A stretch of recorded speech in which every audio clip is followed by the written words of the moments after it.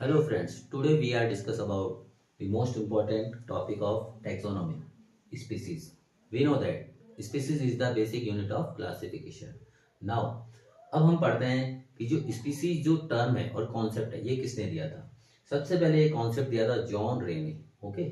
और इनकी एक बुक थी हिस्टोरिया जेनरलिस प्लांटेरियम। इन्होंने इस बुक में लगभग 18,000 से ज़्यादा प्लांट्स और एनिमल जो स्पीसीज है उनको इन्होंने अपनी बुक में डिस्क्राइब किया था।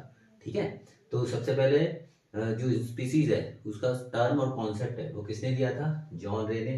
ओके, और इन्होंने एक बुक लिखी थी, उसका नाम था हिस्टोरिया जेनरलिस प्लांटेरम। इस बुक में उन्होंने 18,000 से ज़्यादा प्लांट्स और एनिमल स्पीसीज के बारे में बताया था।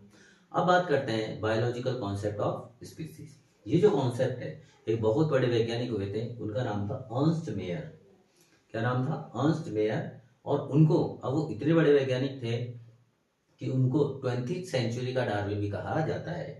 ठीक है, उन्होंने बायोलॉजिकल कॉन्सेप्ट ऑफ स्पीसीज में कहा कि ऐसा ग्रुप ऑफ इंडिविजुअल्स जो आपस में इंटरब्रीड कर सकता है और अपनी जैसी फर्टाइल ऑफ स्प्रिंग प्रोड्यूस कर सकता है उसको हम स्पीसीज कहेंगे।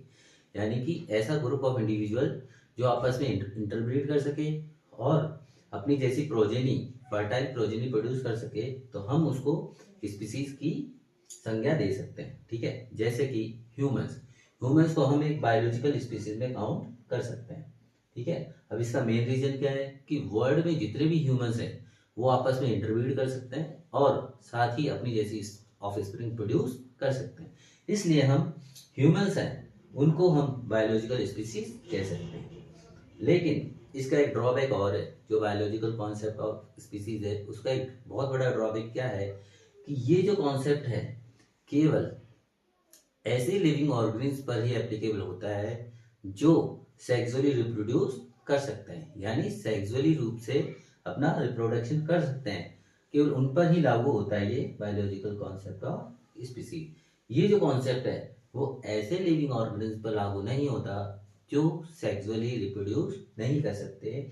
उनका रिप्रोडक्शन का मोड कैसा होता है, एसेक्सुअल हो सकता है। जैसे कि अगर हम बात करें कि ऐसे लिविंग ऑर्गेनिज्म जो एसेक्सुअल मोड से रिप्रोड्यूस करते हैं, जैसे कि बैक्टीरिया, माइकोप्लाज्मा और ब्लू ग्रेन एल्गी।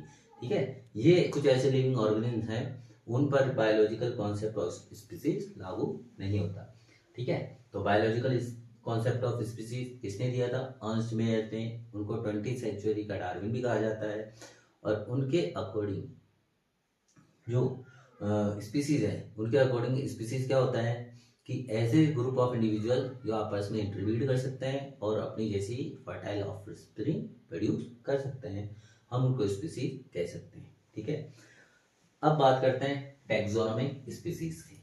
ठीक है, टैक्सोनॉमिक जो हम जैसा हमने हमारे पिछले लेक्चर्स में पढ़ा था कि टैक्सोनॉमी क्या होता है, क्लासिफिकेशन ऑफ स्पीसीज। ठीक है, अब टैक्सोनॉमी के अंदर जो हम टैक्सोनॉमिक स्पीसीज की बात करेंगे, इसके अंदर जो मेन कैरेक्टर होता है जो टैक्सो, हालांकि हम जैसे देखते हैं कि जो कोई भी स्पीसीज है उसको डिटर्मिनेशन का पता लगाने का जो मेन कैरेक्टर है वो होता है उसका इंटरब्रीडिंग। लेकिन टैक्सोनॉमी के अंदर जो इंटरब्रीडिंग है उसको किसी भी स्पीसीज का डिटर्मिनेशन पता लगाने का मेन कैरेक्टरिस्टिक्स नहीं माना जाता।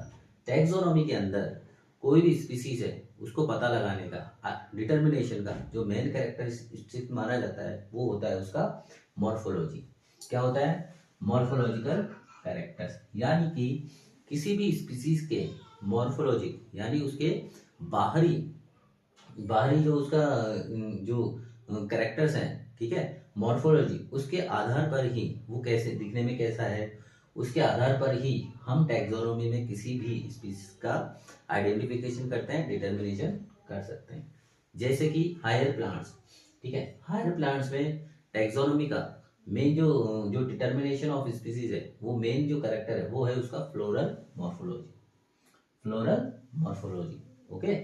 अब फ्लोरल मॉर्फोलॉजी है, फ्लोरल जो कैरेक्टर्स हैं उनको टेक्सोनोमी का जो डिटर्मिनेशन का जो मेन कैरेक्टर क्यों कहा जाता है, क्योंकि जो फ्लोरल कैरेक्टर्स होते हैं वो होते हैं कंजर्वेटिव, यानी कि वो उनमें चेंज बहुत कम देखने को मिलता है। लेकिन जो वेजिटेटिव कैरेक्टर्स है जैसे कि रूट, स्टेम, लीव्स, उनमें चेंजेस हो सकते हैं या उनमें अधिकतर चेंजेस देखने को मिलते हैं। ठीक है, तो ये था हमारा टैक्सोनॉमिक स्पीसीज। ठीक है, इसमें क्या होता है कि जो कोई भी स्पीसीज है उसको पता लगाने का जो मेन कैरेक्टर होता है उसका एक्सटर्नल मॉर्फोलॉजी। ठीक है, अब हम यहाँ कुछ बात करते हैं कुछ एनिमल्स की और कुछ प्लांट्स की।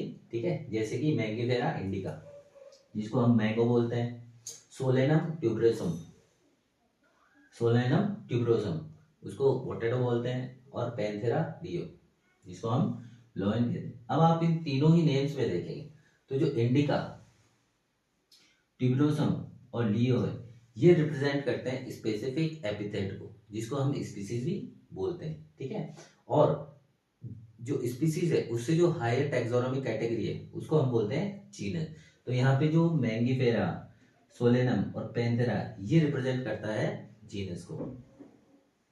अब बात करते हैं कि जीनस, जीनस में कितनी स्पीसीज हो सकती हैं। तो एक जीनस में कई तरह की स्पीसीज हो सकती हैं। ठीक है, एक या एक से ज्यादा स्पीसीज भी हो सकती हैं, लेकिन ये जितनी भी स्पीसीज हैं ये मॉर्फोलॉजिकल सेम, लगभग सेम होती है।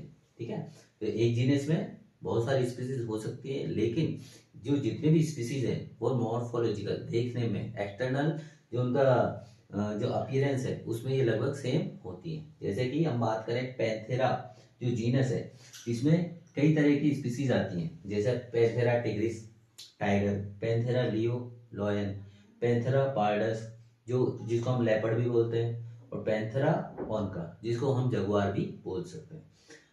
तो इसमें जो पैंथेरा जीनस है इसमें जो ये स्पीसीज हैं ये देखने में आपको लगभग एक जैसी दिखेगी, और ये चारों ही जो स्पीसीज हैं ये कैसी होती हैं, कार्निवोरस होती हैं। इसी तरह हम बात करते हैं सोलेनम जो जीनस है उसके अंदर ट्यूबरोसम, नाइग्रम और मेलंगेना, ये तीनों जो स्पीसीज हैं ये इस एक जो जीनस है सोलेनम इसके अंदर इंक्लूड होती हैं। ठीक है, तो नाउ फ्रेंड्स, आज हमने पढ़ा स्पीसीज के बारे में, बायोलॉजिकल कॉन्सेप्ट ऑफ स्पीसीज, ठीक है, और टैक्सोनॉमिक स्पीसीज। ओके।